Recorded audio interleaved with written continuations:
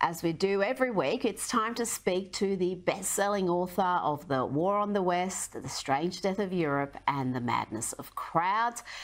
Douglas Murray, let's start in the UK, the state of policing in the UK, the extremist rhetoric from some UK-based Islamic preachers, and the state of the media. ITV decided to give a platform to this woman who, in the wake of the terrorist attacks in Israel that left 1,400 dead and more than 200 taken hostage, well, she was on ITV complaining about Islamophobia in the UK. This is Latifa Abushakra, and this is what she had to say after the October 7 attack. Nothing will ever be able to take back this moment of triumph, this moment of resistance, this moment of surprise, this moment of humiliation on behalf of the Zionist entity. Nothing, ever. Douglas, the glee, the joy there, it's psychotic. Yes, it's psychotically evil. It's evil on an unimaginable magnitude that anyone could react to the deliberate slaughter of civilians of any kind, anywhere in the world like that. If this was to be anybody else who'd said that about the murder of any other minority or any other nationality, they would be nowhere near civilized society. In fact, they'd be ostracized, probably chased out.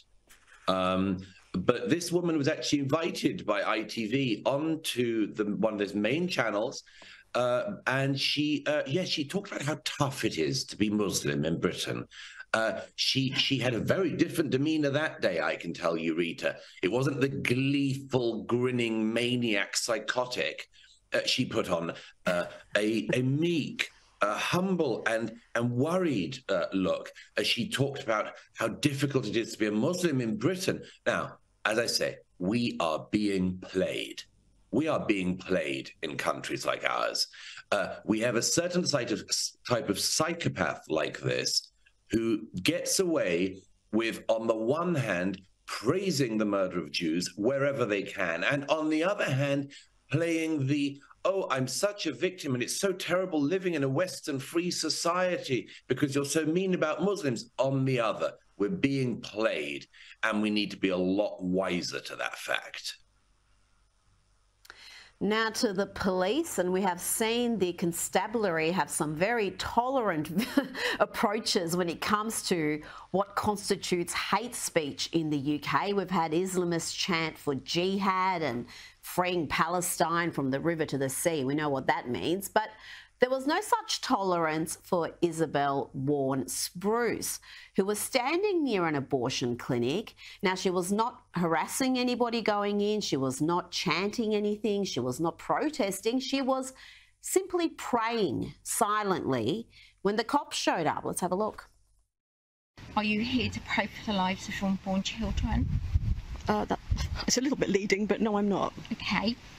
Can your actions be carried out elsewhere? I can pray elsewhere, but I want to pray here today. Douglas, thank God she didn't accidentally, I don't know, misgender someone, or she could be spending life in jail. What is going on in the UK? You know, this Christian campaigner was standing in the vicinity of an abortion clinic, and she was questioned by police because she was praying in her head. This has happened before with her. And she was asked by the clip we didn't see, the officer says to her, are you a member of a pro-life organization?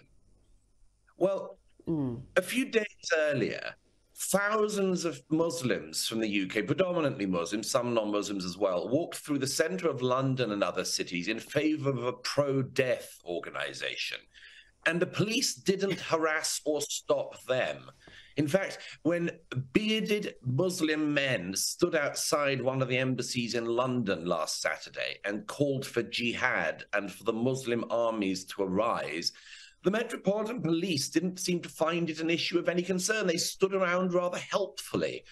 Subsequently, the crack Quran interpretation squad at the Metropolitan Police issued a statement saying word jihad has multiple different meanings. No, it doesn't. Not when it's a big bearded maniac screaming for jihad on the streets of London. That isn't a man calling for an inner personal spiritual struggle with the nature of the deity. No, it's somebody calling for violence against the infidel. But the Met's not interested in that. And it's fascinating, by the way. It's just fascinating, the priorities here. We have had in Britain our national monuments desecrated by the presence of these pro-death organizations.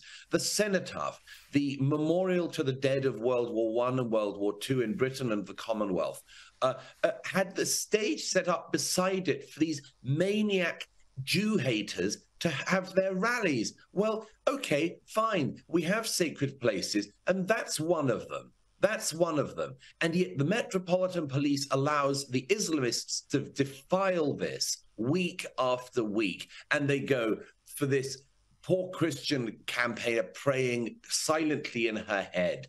As I say, she should have said, no, I'm not praying silently in my head for unborn children.